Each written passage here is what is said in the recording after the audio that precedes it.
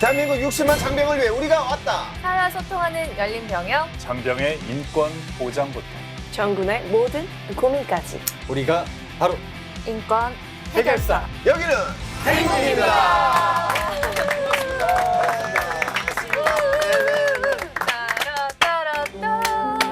따라따라따. 오랜만에 인사드리는 행군 뉴스. 우리 국군 장병이 나라만 지키는 줄 알았더니 전 세계 대한민국 위상을 드높이고 있다는 소식입니다. 바로 중국 우한에서 열린 제7회 세계군인 체육대회에서 금메달을 땄다고 하는데요. 현장에 나가 있는 슬리피 기자와 연결해 보겠습니다. 실 기자. 네, 중국 우한에 나와 있는 슬리피 기자입니다. 지금 이곳은 10월 18일부터 열흘간 펼쳐진 세계 군인 체육대회 열기가 아직 식지 않았는데요. 한국의 김원진 일병이 남자애들 60kg 이하급에서 프랑스 군인을 제압하고 첫 금메달을 땄죠.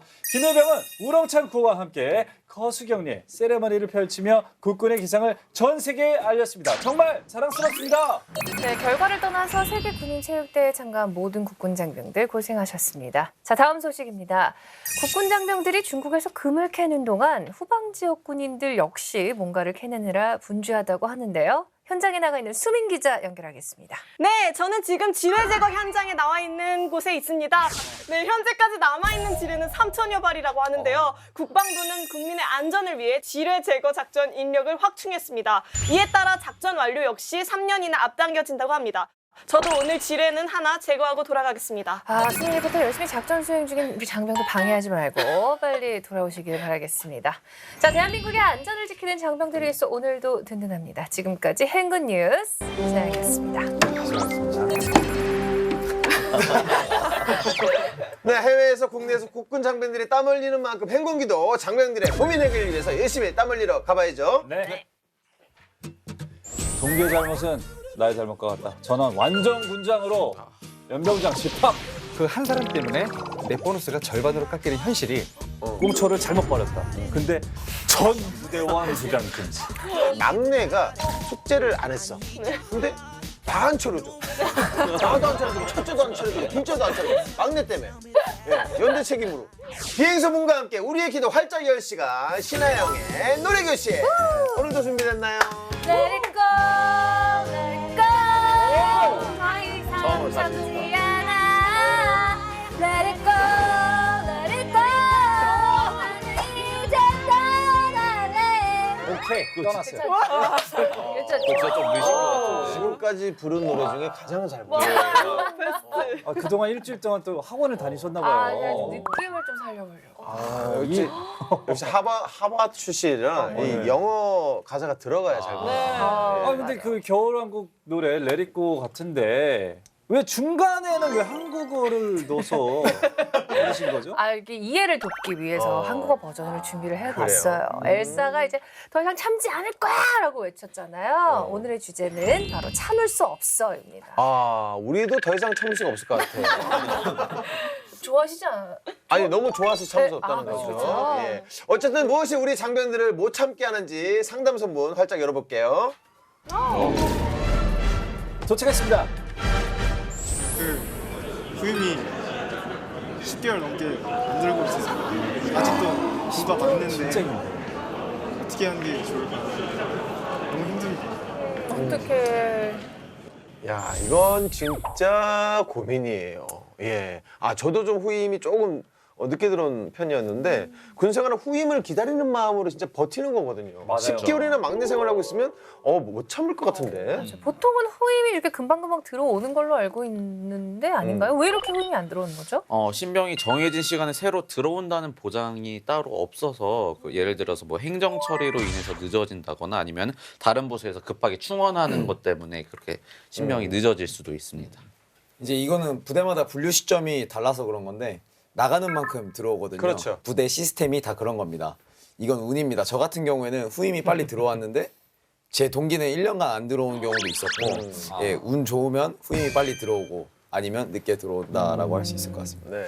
일반적으로 보통 부대들은 보직에 따라서 후임의 투입 시기가 각자 다르기도 하는데요. 특히 일반적으로 정훈병과라든가 의무병과, 행정병과 같은 이런 특수직 병과들 같은 경우는 워낙 소수로 뽑기 때문에 그 보충 시기가 워낙 작고요.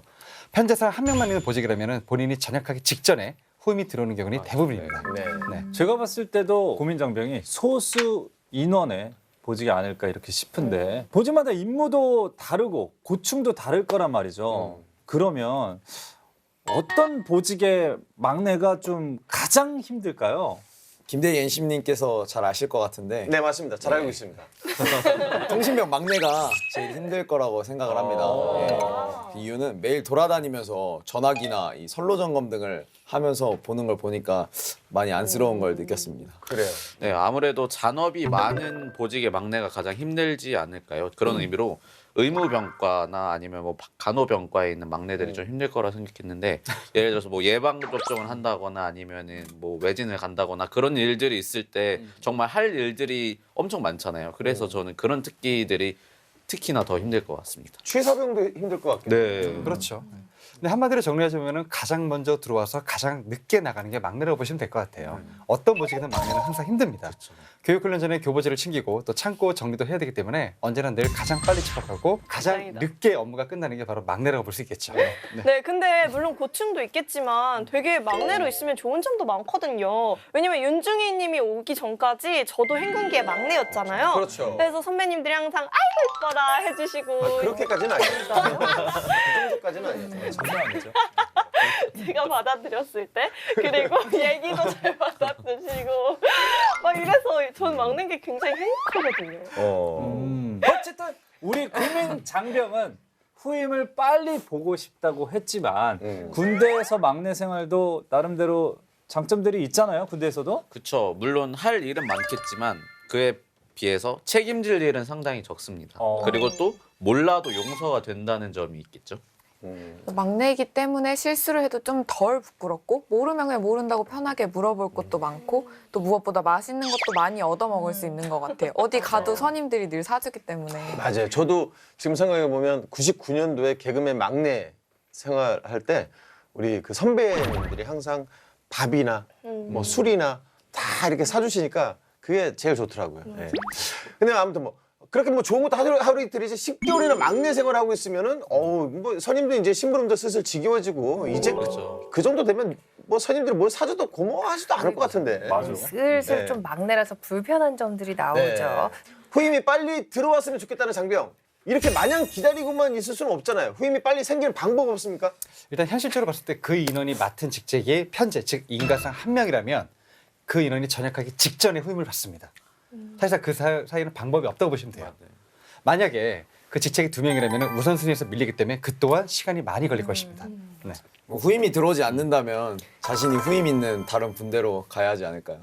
중대임에게 찾아가서 후임이 들어오지 않습니다. 네, 다른 부대로 보내주는 걸 진지하게 부탁드립니다. 라고 그럼 건의를 그 위에 해보시면 있는 막내는 어떻게 되는 거죠? 갑자기 막내가 되는 거예요? 아니죠. 중대장님이랑 그 단 둘이 있는데 보내달라 그래. 그럼 네가 가면 난 나 혼자 있는데 그럼 어떡하라는 얘기야? 일단 뭐 그걸 부탁을 드리면 중대임께서는 물론 들어주시진 않을 겁니다. 예. 뭐야? 왜 얘기하는 거야? 아주 고민 상담의 달인이라고 저희가 지난주에 소개를 했는데 그런 식으로 상담을 해주시면 어떡해요? 중대장님만 찾아가서 얘기를 한번 해보세요. 들어주지 않고.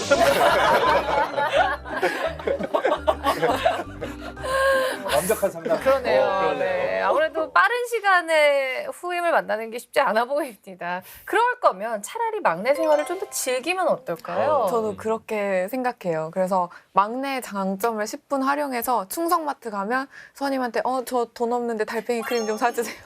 이렇게 하고 뭐 외출 때 저 먹고 싶은 거 있는데 햄버거 좀 사다 주세요. 뭐 어려운 일 있는데 저 막내라서 아무것도 모르겠어요. 다 해주세요. 이렇게 하면 선임들이 맞지 않을까요? 그러니까 더 힘들어질 것 같은데. 자, 군대는. 그렇게 얘기하면 안 들어줄 겁니다. 네. 근데 막내지만 막내 생활을 오래 하다 보면 선임들이랑 그만큼 거리도 이게 가까워지고 이렇게 하니까 가능할 것 같기도 하네요. 그렇죠. 네.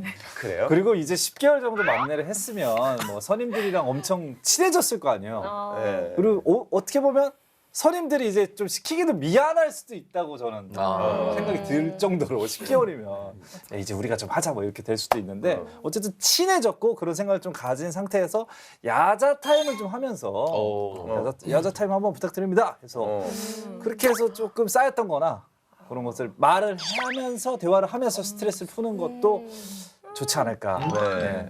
자, 구민장병한테 후임이 빨리 들어왔으면 좋겠네요. 자, 어쨌든 지금은 막내라는 사실을 즐기고 나중에 후임이 들어오면 멋진 선임의 모습을 보여주시기 바라겠습니다. 자, 귀엽고 사랑스러운 후임이 들어오길 저희 행군기도 기원할게요. 두 번째 분. 사이렌. 매운맛에 빠졌어요. 안녕하세요. 저는 취사병입니다. 저는 매운맛을 좋아해요. 어릴 때부터 청양고추든 마늘이든 캡사이신이든 가리지 않고 잘 먹었거든요. 사회에서도 매운 떡볶이집에서 아르바이트했어요. 그래서 매운맛에 대한 자부심이 남다릅니다. 취사병으로 입대 후 제가 좋아하는 매운맛을 부대원들과 함께할 수 있다는 사실이 기뻤죠. 그런데 민간 조리원분이 최종적으로 간을 하니까 저의 매운맛은 항상 밥상에 올라갈 수 없지 뭐예요. 조리원님과 입맛이 맞질 않아요. 저에겐 싱겁다고요. 이런 맛을 인정할 수 없습니다. 저의 매운맛을 부대원들에게 알릴 방법은 없을까요? 라는 고민입니다. 이 친구는 뭐 거의 뭐 매운맛에 중독이네요. 그런데 굳이 매운 음식을 부대원들과 함께 먹어야 될까요? 뭐 각자 입맛이 다른데.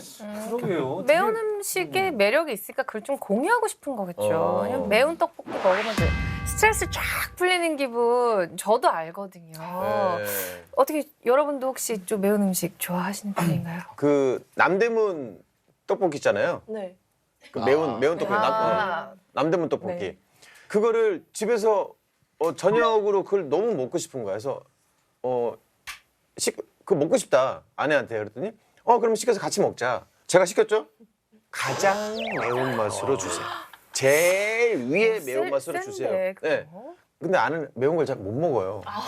응? 근데 저는 너무 맛있게 먹는데 아내가 하나 딱 집어 먹고 갑자기 막 불같이 화를 내면서 울면서 진짜 울면서 너 혼자 처먹으려고 이걸 시켰냐고. 나 매운 거 못 먹는 거 알면서 너 혼자 처먹으려고 이걸 시켰냐고 진짜 서럽게 울면서. 진짜로 혼자 드시려고 그러는 거예요?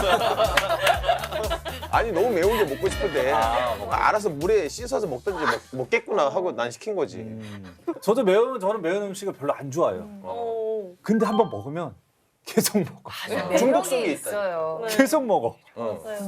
전 또 매운 음식 정말 좋아하는데요. 특히 스트레스 받을 때 매운 거 먹고 나면 스트레스 확 풀리는 땀 느낌. 흘리면서. 그래서 그 매운 쭈꾸미 있잖아요. 쫄깃쫄깃한 거. 그거랑 그다음에 다 먹고 나서 국물에 밥도 말아 먹고. 네, 요즘에 매우면 치즈도 뿌려줘서 정말 맛있습니다.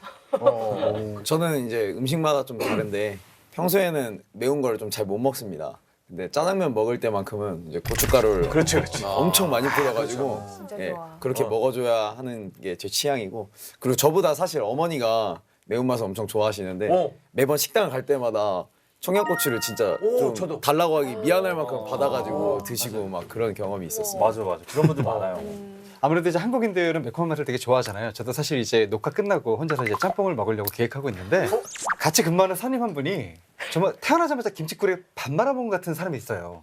아기 젖병 남듯이 정말 매운 것을 좋아해가지고 그 선배를 따라다니다 보니까 저도 매콤한 걸 되게 좋아하게 되는 것 같아요. 네. 저는 반대로 매운 음식을 찾아 먹는 사람들이 좀 이해가 안 되는 게 이게 왜냐하면 아프잖아요.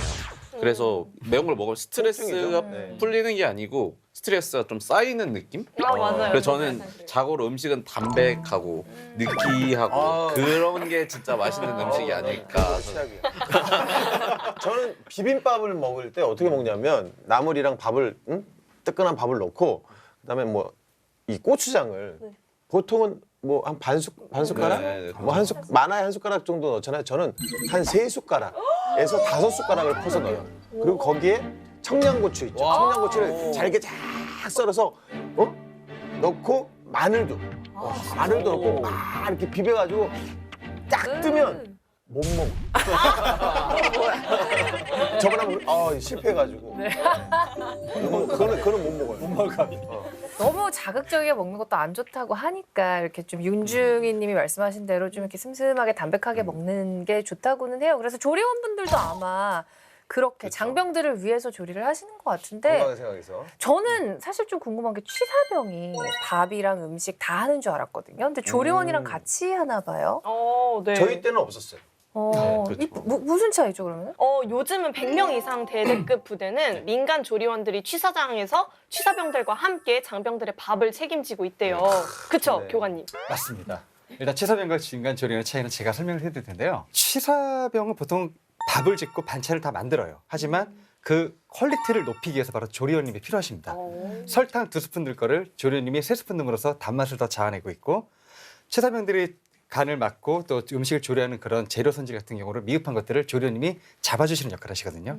한마디로 더 좋은 음식을 만들기 위한 어떤 조력자 역할을 하시고 계시고요. 대부분의 조리원님들이 우리 어머님 세대의 나이대 분들이 많기 때문에 장병들을 아들처럼 생각하는 마음으로 하기 때문에 더더욱 그 음식의 질이 높아진다고 볼 수 있겠죠. 엄마의 손맛을 느낄 수 그렇죠. 있겠네요. 네. 그러니까 정리를 해보자면 민간 조리원분이 이제 어떤 취사병의 스승 같은 그런 느낌이에요. 들어보면.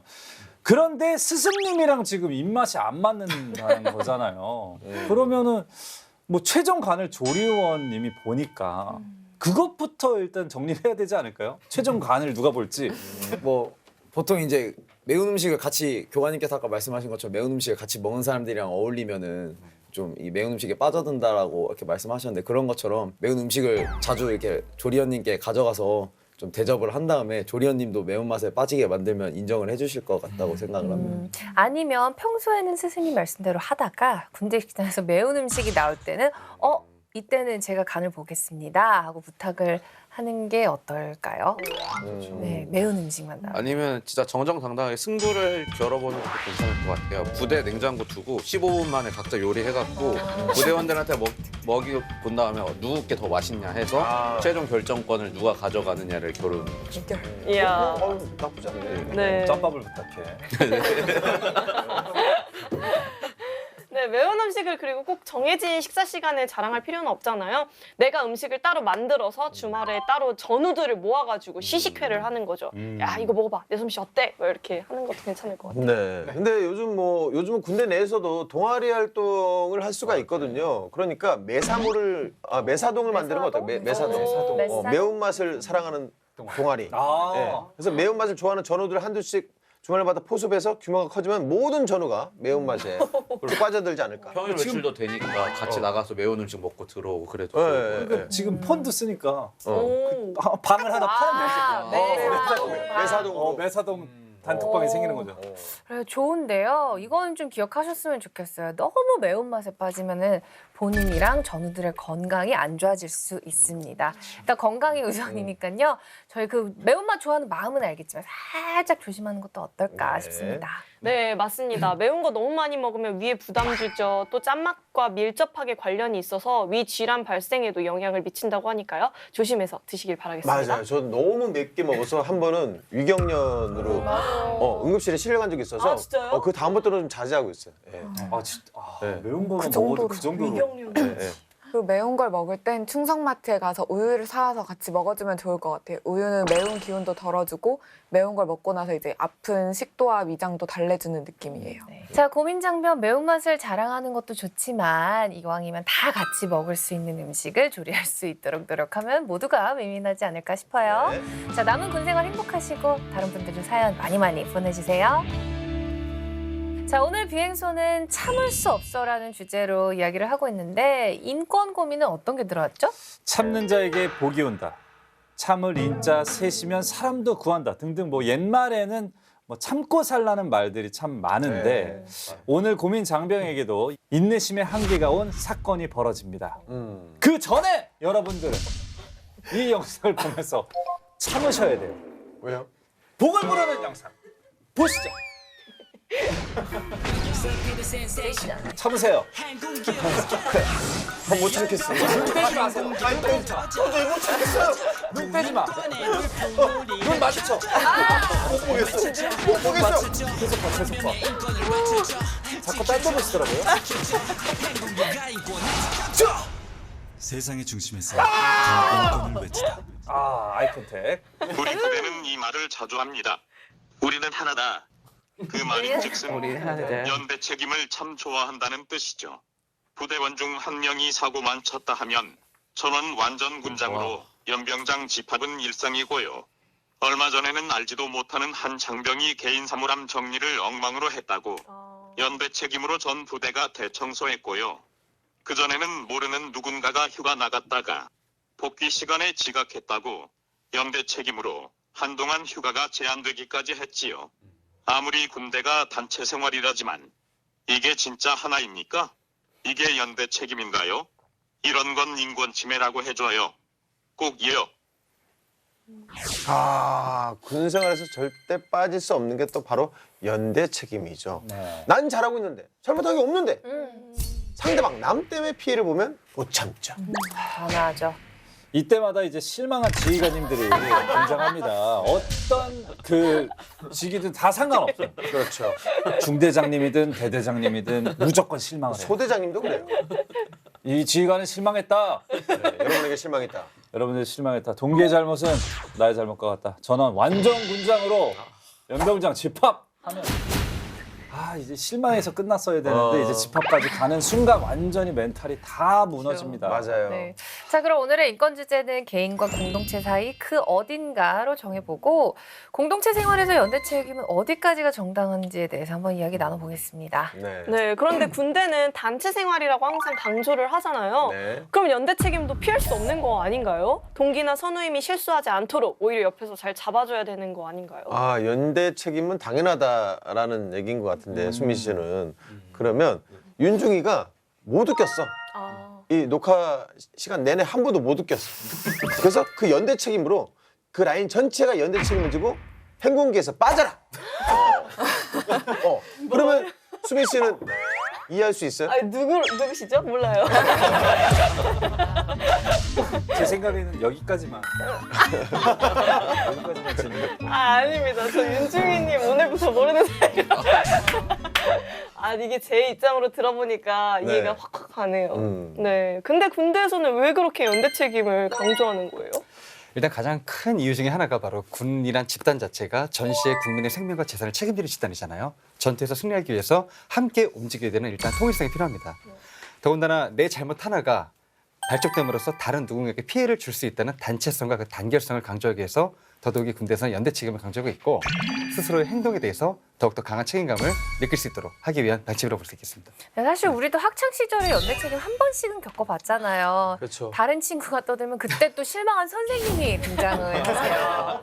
선생님이 너한테 너무 실망을 했어. 단체로 이제 기합받고 억울했잖아요. 이런 경우 다들 있으시죠? 저 고등학생 때 반 친구가 선생님 성함을 반말로 불렀는데 선생님 성함이 박만자 자자 선생님이었거든요. 근데 선생님 저 멀리서 오니까 이게 애가 복도에다가 야 만자 건다. 선생님이 듣고 반 전체가 담임 선생님 이름을 500번씩 썼어요. 썼다고요? 네, 그 빽빽이로. 특히 누가 지갑을 잊어버리거나 돈을 잊어버리거나 맞아요. 많이 실망하시죠. 근데 꼭 그거 말할 때 선생님은 다 알아. 네, 맞아요. 선생님은 다 알아. 모르면서. 그리고 꼭 눈 뜨는 애들이 있어. 그거 보려고 누가 했는지. 알면 왜 다 지갑시키는 거야? 그렇게 먹으면 되지. 그거 억울하잖아요, 사실. 억울하잖아요. 두 분 혹시 예비역 두 분은 혹시 그런 기억나는 군대에서 연대 책임? 너무 많은데 그 태권도 단증이 저희는 되게 중요했어요. 예. 한 명도 열애 없이 태권도 단증을 다 따야 되는데 이제 운동신경이 좀 떨어지는 친구가 있잖아요. 그러면 그 친구는 계속 탈락해. 탈락하면 그 친구 때문에 다 같이 연병장에서 절차를 받고 그랬던 적이 있어요. 이제 흡연한 병사가 이 재떨이를 제대로 꽁초를 잘못 버렸다. 근데 전 부대원 흡연 금지. 뭐 약간 이런 전 부대원. 전 부대원 와, 흡연 그건 금지. 세다. 바람직하네요. 장병들의 건강을 위하여 전 그러네요. 부대원이. 네. 그게 가장 기억에 남아요. 근데 좀 궁금한 게 생겼는데요. 간부들도 연대 책임을 지는 경우가 있나요? 물론입니다. 제가 초급반 교육을 받을 때 이제 교육기관에서 정해진 시간을 제외하고는 휴대폰을 사용하면 안 되는데 생활관 인원 중에 이제 한 명이 저희도 몰래 교관님들도 몰래 사용을 하고 있었던 거예요. 이제 저희도 모르고 있었는데 그게 이제 어쩌다가 교관님한테 걸리게 됐고 이제 그거를 이제 교관님께서는 저희도 알고 있었는데 봐줬다라는 명목하에 다 같이 이제 주말에 외박을 나가야 되는데 그 외박을 통제를 받고 그 또 그 주말간 얼차려로 군장 뛴걸음 및 그 연병장에 있는 모든 잡초를 다 뽑았던 기억이 있었는데 좀 화가 많이 났었습니다. 사실 이제 지금 생각해도 정말 가슴이 너무 아파서 이 얘기를 좀 해야 되나 말아야 되나 고민인데요. 간부들 사이에서 가장 큰 연대 책임 피해는 바로 간부 성과 상여금 제도입니다. 1년 성과를 평가해서 간부들에게 최고 178부터 최저 86%까지 보너스를 주는 제도인데 부대별로 평가할 때 특히 많은 영향을 끼치는 요소가 바로 간부들의 인사사고입니다. 음주사고라든가 이런 것들이요. 만약에 4개 부대가 있는데 어느 한 부대가 그 사고가 나면은 그 부대는 꼴등급을 받는다고 생각할 수 있겠죠. 그 한 사람 때문에 내 보너스가 절반으로 깎이는 현실이 정말 참을 수 없는 연대 책임의 하나의 큰 사례라고 볼 수 있겠습니다. 그렇죠. 네. 정말 기억에 남는 또 연대 책임이 있네요. 이 연대 책임이라는 게 사실 군대에서만 있는 게 아니잖아요. 그렇죠. 예. 가정에도 있습니다. 가정에. 그러니까 제가 이제 막내가 숙제를 안 했어. 어? 그 엄마한테 혼났어. 너 왜 숙제 안 했어? 너 오늘 저녁 없어. 근데 다 안 차려줘. 나도 안 차려주고 첫째도 안 차려주고 둘째도 안 차려주고 막내 때문에. 예, 연대 책임으로. 가족에도. 예, 저녁을 굶었던 적이 있어요. 연대 책임. 아 근데 요즘 아무리 군대가 뭐 단체 생활이다 하지만은 또 요즘 이 젊은 일단 입대하는 이 젊은 친구들은 네. 개인주의 성향이 좀 나름 강해서 이 장병들이 예전보다는 좀 불만이 많지 않을까 이런 생각도 하거든요. 그럴 수 있겠네요. 자, 그럼 이쯤에서 각자 개인주의 성향이 강한지 아니면 공동체적인 성향이 강한지 한번 짚고 넘어가 볼까요? 네. 지금 오, 재미있는 실험이 하나 있습니다. 자, 화면 보시죠. 5초 동안 그림을 봐주세요.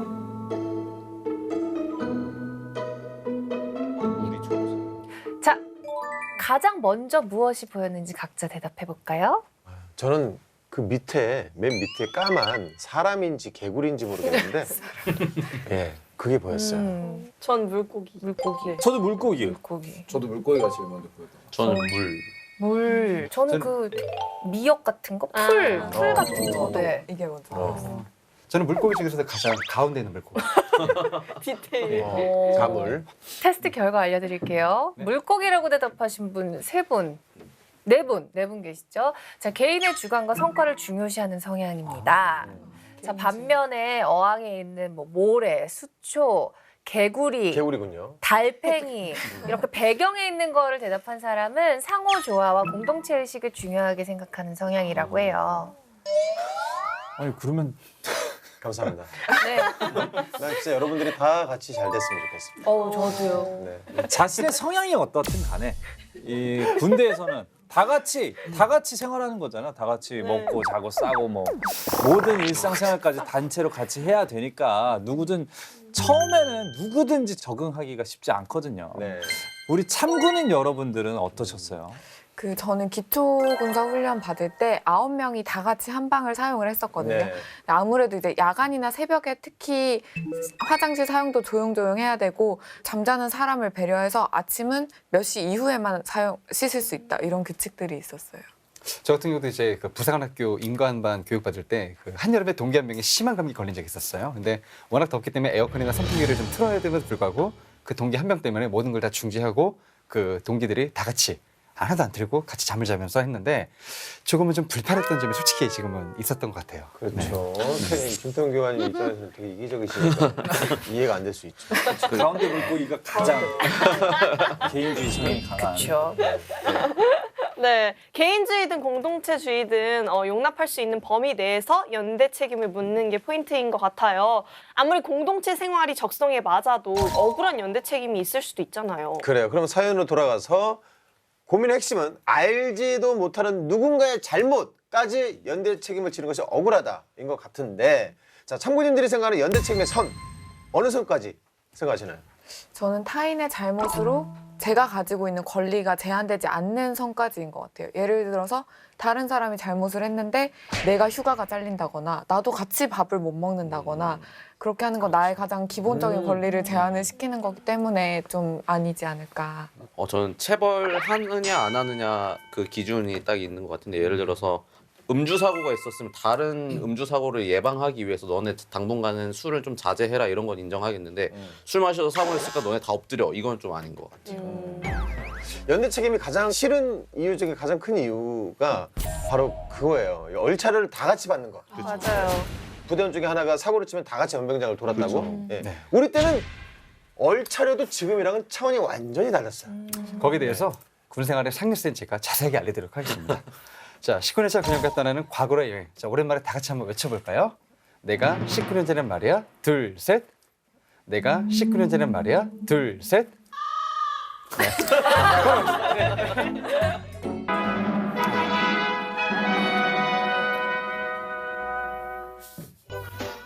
뭐야 저게?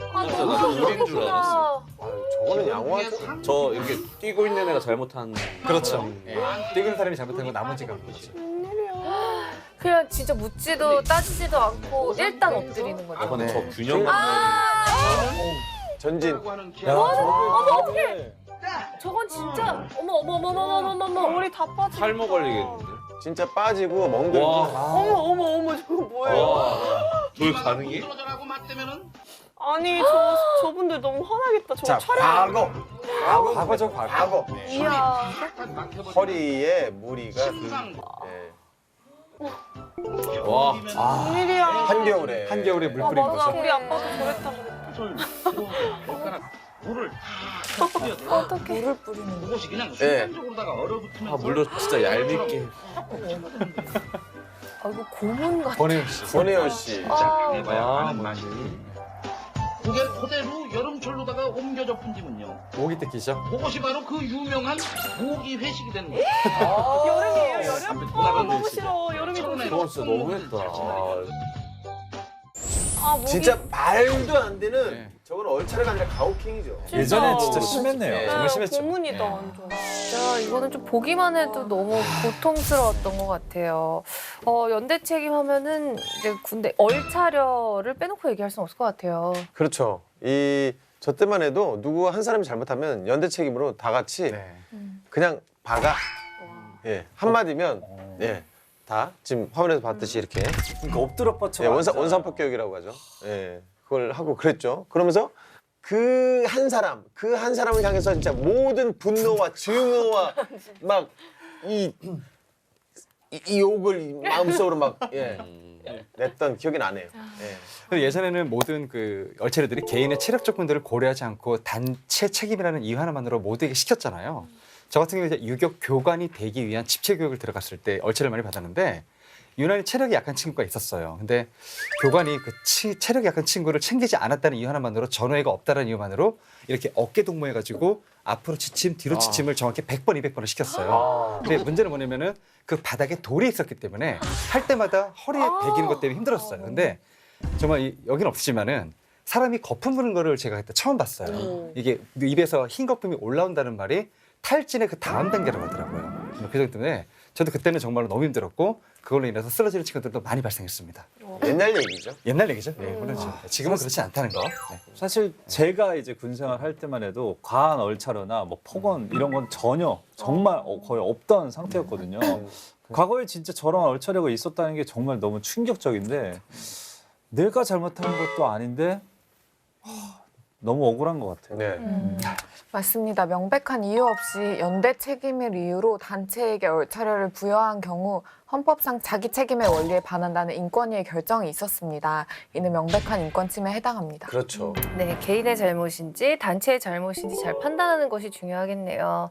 그리고 또 지켜야 할 얼차려 규칙이 있나요? 규정이? 네, 그 육군 규정에 보면 병영생활 규정이라고 있는데요. 얼차려 방식이 아예 규정되어 있습니다. 얼차려 대상은 법과 규정, 지시를 어긴 인원 중에 경미한 위반자고 방법은 우선 구두 교육을 실시한 후에 필요한 경우에 한해서 얼차려를 부여할 수 있고요. 또 단 분대장급 이상 간부 감독 하에 연병장 혹은 복도 등 공개된 장소에서 실시하도록 되어 있습니다. 네. 근데 공개된 장소에서 벌을 이렇게 딱 받는 거는 인권 침해 아닌가요? 꼭 그렇게 할 수밖에 없는 이유가 있었는데요. 얼차려를 공개되지 않은 장소에서 하다 보니까 좀 불필요한 개인 감정 이런 것들 그렇기 때문에 이제 정당한 얼차려 이상의 가혹행위를 방지하기 위해서 공개된 장소에서 하도록 하고 있습니다. 네, 우리 간부님들은 얼차려 규정을 잊지 마시고요. 꼭 지켜주시길 바라겠고 잘못했을 때 혼을 내는 것도 중요하지만 잘했을 때 보상을 해주는 것도 필요하잖아요. 네. 얼차려 말고 상은 없나요? 네, 물론 있습니다. 요즘 부대 대부분 부대에서 얼차려가 거의 없어지고 보통 이제 부대별로 상벌점 제도라는 것을 운영하고 있는데요. 상벌점을 적절히 부여함으로써 스스로의 행동을 조심할 수 있도록 하는 제도인데 상벌점 제도 기준은 부대별로 굉장히 상이하고 보통 자격증 취득이나 업무 유공 등의 경우에는 최대 2점에서 3점까지 가점이 되고 두발 규정 미준수 등은 각 1점씩 벌점을 얻게 되고 있습니다. 월차료에 대한 명확한 규정과 기준이 생긴 거는 정말 다행입니다. 앞으로 억울한 장병들이 조금 줄어들겠네요. 네. 뭐 월차례 규정이 생겼다고 해도 이게 다가 아닙니다.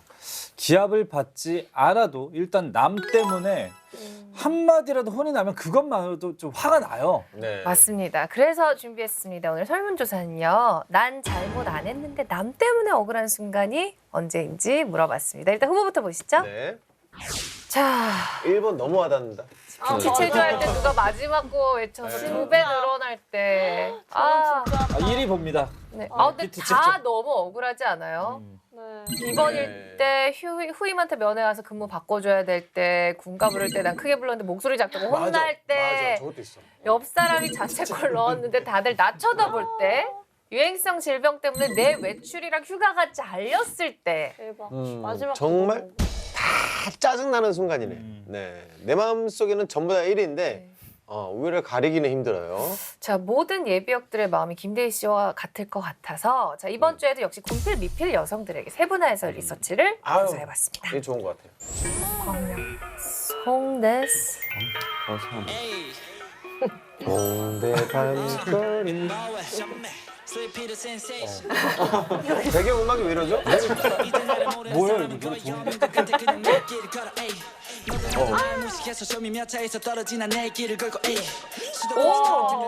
더 노래 야, 젊음의 거리가 젊음의 거리. 부끄럽지가 않아 난 내가 하고 싶었던 걸 해. 미안한데 너네 방송 나오고 싶어도 못 나오는데. 5번도 없지. 1번, 5번가 아니면 많이 또 있네요.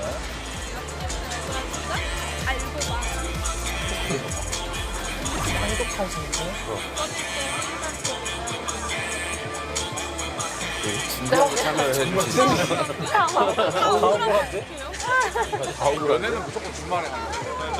거의 없이. 근데 이거는 마지막 구호 안 외쳐도 어차피 두 배로. 세 번째도 똑같은 거. 난 이게 좀 억울하다. 두분 다 군필 얘기지. 저는 비번일 때 후임한테 면회 와갖고 근무 바꿔줘야 될 때 좀 억울했었어요. 경험했어요? 예, 그런 적이 있었어요.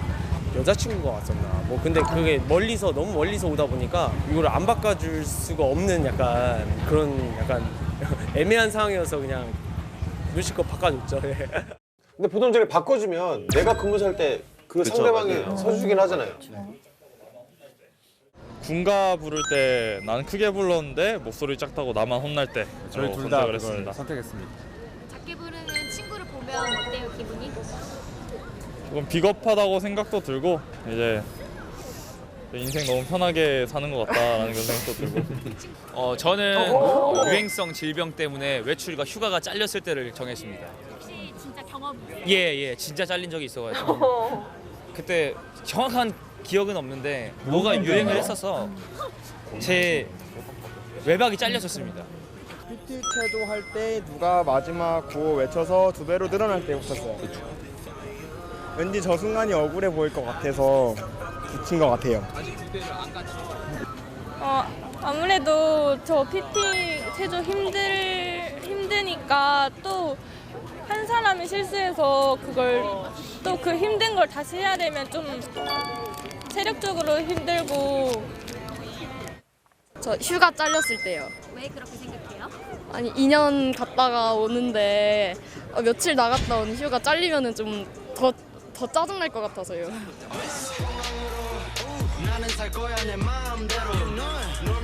1번, 5번 많이 봅니다. 네. 4번이 의외로 많이 없네요. 이야, 전체 다 PT 체조입니다. 와, 1위네요. 야, 진짜 1위 PT 체조할 때 누군가 마지막 구호 외쳐서 2배로 늘어나다 정말 가장 억울했던 순간이었나 봐요. 억울하긴 해요, 진짜. 네, 1번 후보는 군대 경험이 없어도 학창 시절에 수련회나 수학여행 갔을 때 많이 당해보잖아요. 그래서 맞아요. 어떤 마음인지 많은 분들이 공감을 한 것 같아요. 그리고 제가 봤을 때는 이 뭔가 내 몸에 그러니까 뭔가 몸에 직접적인 피해를 끼치느냐 안 끼치느냐가 이 선택에 중요한 영향을 끼친 것 같은데 다른 후보들은 좀 멘탈이 피곤한 거죠. 멘탈이. 그렇죠. 맞아요. 뭐 휴가가 잘렸어. 내가 막 몸이 힘든 건 아니잖아요. 막 체력적으로. 근데 이제 PT 체조를 2번 한다. 이거는 이제 몸이 힘든 거니까 그런 것 같습니다. 제가 진짜 소름 끼치는 사실 하나 발견했었는데 그 기본군사 훈련을 받을 때 누가 도대체 마지막 구호를 외치는지 싶어서 제가 맨 뒤에 서서 이거 팔 벌려 높이 뛰기 하는 걸 주변에 봤는데 아무도 안 외쳐요. 근데 조교가 외치고 있었어요. 대박! 대박! 2번 하게 하려고. 네, 2번 하게 하려고. 그러다가 이제 그 수를 줄여가는 거죠. 그러면은 우리는 우리가 성장했구나. 우리가 점점 지적 능력이 높아지고 있구나 이렇게 생각을 하는데 그게 다 조교의 농간이었던 거예요. 나 25년 만에 처음 알았네. 저도요. 조교가 그래서 네, 맞아. 입 안 벌리고. 아주 좋은 꿀팁 정보입니다. 이 훈련소 입대를 앞둔 예비 군인 여러분들은 PT 체조할 때 조교분들 입 모양을 자세히 봐주세요. 그냥 포기해야겠네. 2번 할 생각으로. 그래요. 그리고 군필과 미필이 가장 다른 의견을 보인 건 군가 부를 때 난 크게 불렀는데 목소리 작다고 혼날 때. 예, 심지어 미필은 0표예요. 예, 그 억울한 심정은 뭐 겪어보기 전까지는 모르죠. 근데 이게 그렇게 생각한 거 아닐까요? 군가가 노래니까 별로 힘들지 않다라고 생각을 한 것 같아요. 뛰면서 부르는 경우가 많아서 공간은 또 질르는 거죠. 노래 뭐 한 번 더 부르지 뭐 이렇게 생각을 하신 것 같고 혼날 때라고 돼 있으니까 그냥 혼날 때도 약간 쯧쯧 뭐 요 정도로 생각했던 것 같아요. 으이그! 쯧쯧 으이그 이렇게. 그 노래 부르다가 토 나올 것 같은 그 기분 미필 여러분들이 곧 알게 될 겁니다. 군대에 대해서 아직도 이렇게 모르는 분들이 많더니 우리 행군기가 앞으로도 할 일이 많아요. 그래요. 자, 이제 메인 고민을 또 해결해 봐야죠. 한 명의 잘못으로 모두에게 주어지는 과한 연대 책임, 인권 침해로 볼 수 있습니까? 우선 우리는 헌법을 통해 자기 책임의 원리를 인정하고 있습니다. 이는 자기 결정권, 즉 이성적이고 책임감 있는 사람의 자기 결정권을 존중하되 그에 대한 책임은 스스로 부담함을 전제로 하는 것입니다. 그에 따라서 이제 저희가 알고 있는 연좌제 금지 원칙도 나타난 거고요. 또한 육군 규정, 병영 생활 규정에서는 단체에게 상점을 부과할 수 있는 규정은 있으나 단체에게 벌점을 부과할 수 있는 규정은 없습니다. 따라서 과도한 연대 책임은 우리 헌법의 기본 이념인 자기 책임의 원리에 위배되어서 그 자체로 인권 침해일 수 있습니다. 그렇군요. 그 인권 침해라는 것도 밝혀졌겠다. 이제 연대 책임을 지시하는 지휘관님에게 전 함께 책임질 이유가 없습니다. 라고 당당하게 외칠 수 있겠네요. 왜 인권 침해입니까? 이거 인권 침해 아닙니까? 라고 말할 수도 있고. 뭐야? 너 때문에 10개 더! 근데 그렇게 또 대놓고 반항을 하면 지휘관님이 또 실망했다고 할 것 같아요. 우리한테는 돌려 말하기라는 방법도 있잖아요. 이거죠. 근데 지휘관에게 요령껏 어필을 하는 방법이 어떤 게 있을까요? 지휘관님한테 이렇게 말하는 거죠. 지휘관님이 저의 협동심, 단결력을 길러주기 위해서 연대 책임을 지시하는 건 알고 있다. 근데 긍정적 요소보다는 오히려 저희한테 이렇게 하시면 그 원인자에 대한 원망, 집단 따돌림, 뭐 이런 것들, 괴롭힘 등에 대한 2차 사고나 부작용이 발생할 여지가 있는 것 같다. 따라서 연대 책임으로 벌을 주시는 것보다 잘했을 경우에 전체적으로 상점을 주시면 부대 전체 사기 진작에 도움이 되지 않을까요? 이렇게 말씀드리면 좋을 것 같습니다. 아니면 연대 책임 말고 고대 책임 하자고 하는 거 같아요. 자, 법무라 법무관님 얘기 잘 들었고요. 자, 물론 과도한 연대 책임을 묻는 것은 잘못이지만 공동체 정신을 강조하는 꼭 나쁜 것만은 아니란 말이죠. 고민 장병에게 공동체 생활의 장점에 대해서 알려주면 어떨까요? 일단 공동체 장점이라고 하는 거는 외로울 틈이 없죠. 그래서 또 내가 힘이 없어도 항상 주변에서 걱정해주고 또 어디 아픈 거 아니냐 아니면은 뭐 병원 가봐야 되는 거 아니냐 이런 식으로 걱정해주는 게 참 좋은 것 같아요. 오늘 저 처음 나오는 것 같은데요. 되게 오랜만에 지금 말씀을 하시네요. 또 옛말에 세 사람이 걸어가면 그 중에 반드시 내 스승이 있다고 하는 말이 있더라고요. 그래서 다른 사람들이랑 함께 생활할 때는 분명히 내가 예기치 못한 곳에서 배울 점이 있을 겁니다. 추가적으로 우리 군이 사회와는 다르게 갖고 있는 가장 큰 차이점은 내가 어떤 사정을 해서 못하거나 아플 때 누군가는 내 전우가 나를 대신해 줄 수 있다는 그런 조직의 시스템이 가장 큰 장점으로 볼 수 있겠고요. 또한 단체 생활에서 배울 수 있는 희생과 헌신, 협동성을 배울 수 있는 것이 가장 큰 우리 조직의 장점이 아닐까 생각해 봅니다. 서로를 생각하는 마음이 가장 필요할 것 같습니다. 간부들은 장병들 개개인의 소중한 인권을 지켜주고 장병들 역시 나가 아닌 우리의 소중함을 먼저 생각한다면은 억울한 연대 책임이 좀 사라지지 않을까요? 그렇습니다. 장병 여러분들의 고민 해결을 위해서 행군기 문은 항상 활짝 열려 있으니까요. 많이 참여해 주세요.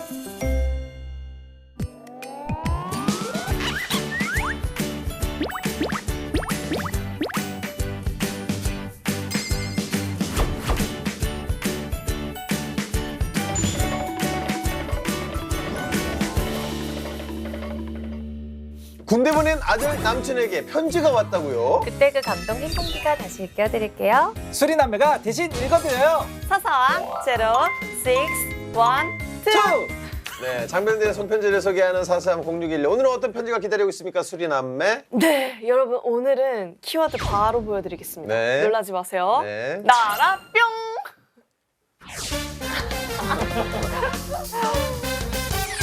편지 붙이죠. 아영이 보고 싶어 우리 아영이. 오늘 근데 아영이가 나왔다. 아영이 밥 먹으려나? 고마워 아영아. 지금 남편이 되게 멀리 있다고 했는데 군대에 있는 거예요?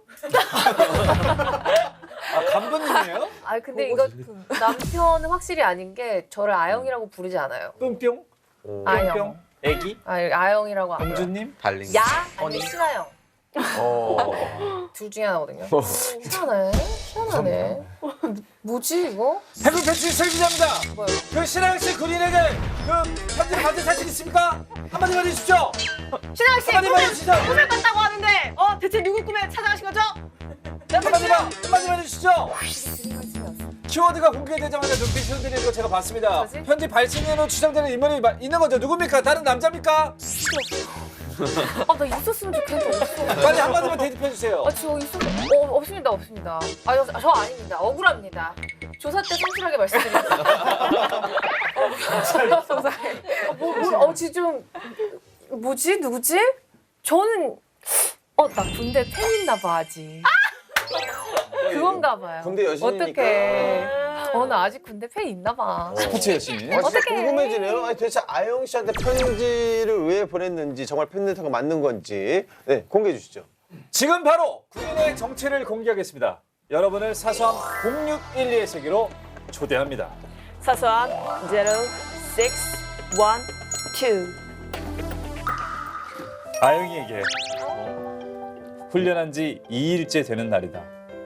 오늘은 특기 검사를 하는데 그때 졸면서 꿈을 꿨는데 꿈에 아영이가 나왔다. 내가 나왔어? 아영이가 나한테 애교를 부렸었다. 이렇게 그러다 깨버렸다. 깨버렸다고? 꿀 같은 꿈이었는데 김아영님에게. 신하영이 아니야. 나 설렜잖아요. 아영아, 방금 너랑 전화하고 쓰는 편지야. 아영이도 나 보고 싶지? 조금만 참아줘 아영아. 수료식 날 누구보다도 행복하게 해줄게. 아영이 그리고 밥 한 끼도 안 먹은 거 반성해. 살쪘어도 그렇지. 화낸다. 굶지 마 진짜. 나 그러면 너무 슬퍼. 수료식 때 예쁘게 온다는 의도는 좋은데 너무 살 빼려고 하지 마. 건강이 최고야. 알지?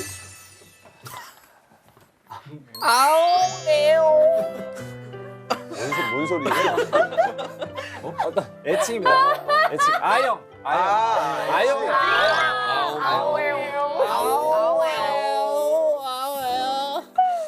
어제 소포 받고 너무 놀랐어. 편지 양의 입이 딱 벌어지고 자석 사진 너무 이쁘더라. 우리 소대 사람들이랑 심지어 분대장님도 부러워하셨어. 너무 고마워 아영아. 하트. 아영이 내조하는 거 보니까 새삼 또 느껴. 아영이가 날 얼마나 아껴주고 사랑하는지. 나이가 몇 살이에요? 또 알게 되는 시간이었어. 너무너무 이쁘고 착한 아영아. 내가 행복하게 해줄게. 하트 뿅뿅. 네, 신하영 아니죠.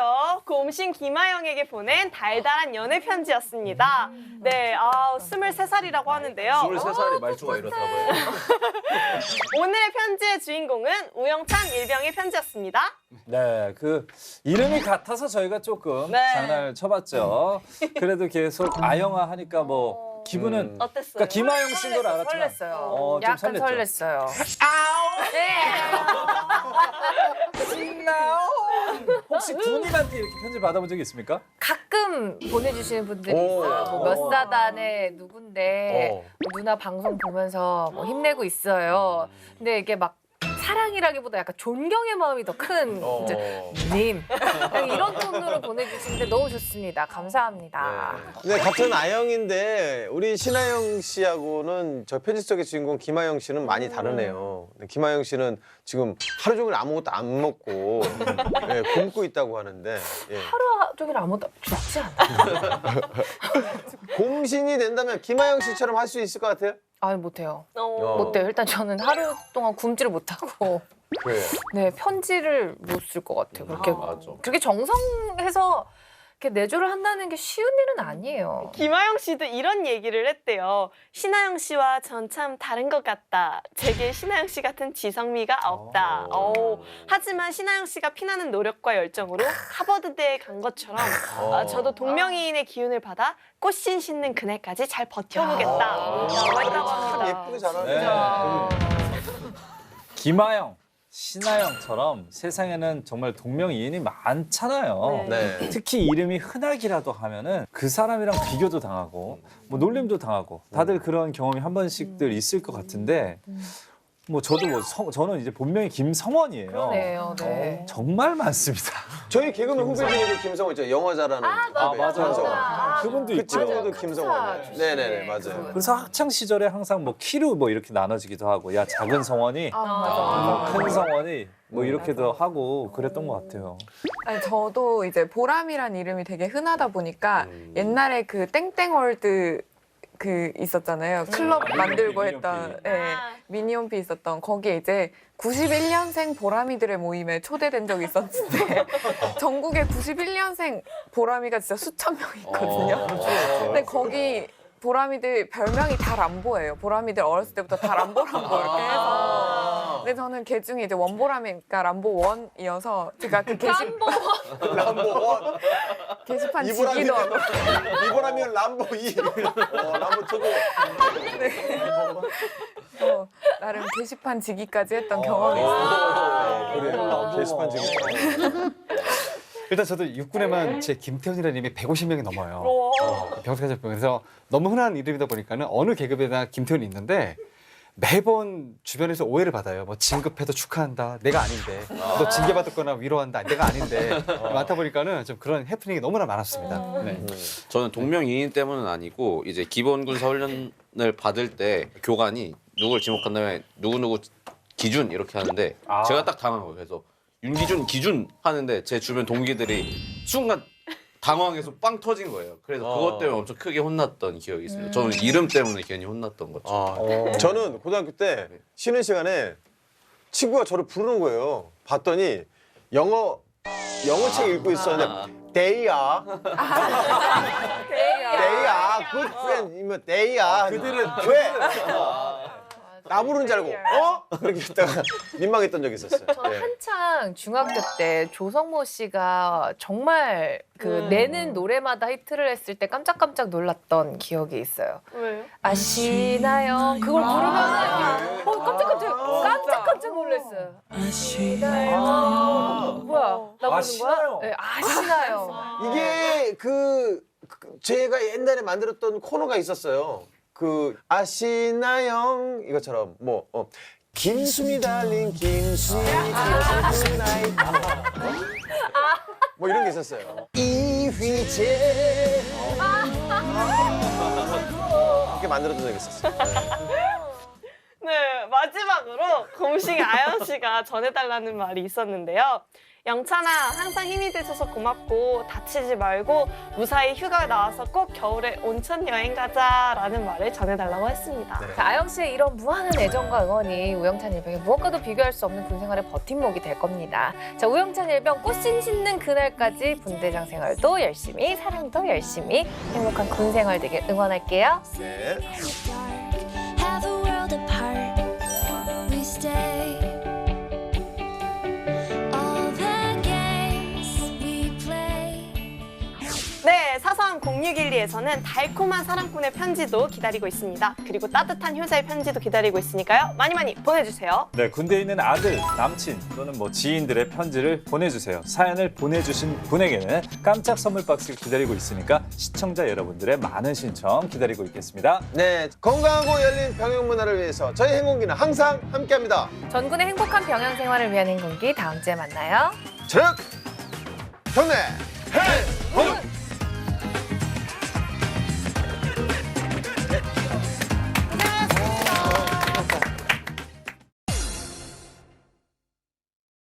사 년 전 뭘 했는지 기억하세요? 신촌에서 자취를 시작해서 음주 문화를 엄청 즐기고 있었던 기억이 봉숭아물을 기른다거나 또는 나뭇잎을 가위가위 해가지고 하나씩 뜯는 놀이가 우리 연필 사이에 또 있었잖아요. 발톱을 네. 다시 태어난 정도는 아니고. 자, 이별 후유증을 현명하게 이기는 방법은 뭐가 있을까요? 과도하게 눈을 크게 뜨고 또 약간 은둔의 고수라는 느낌을 주게 약간 엉거주춤하게 눈을 크게 뜨면 I can make it right. Alright. 요즘에 제모랑 브라질리언 왁싱 이런 것도 많이 하니까 새로 태어난 기분이에요. 새로? 아니, 새로. 아, 새로? 이제 꽃길로 나 걸어갈 거야. 그래 꽃들로 샤워할 거야. Take a flower shower.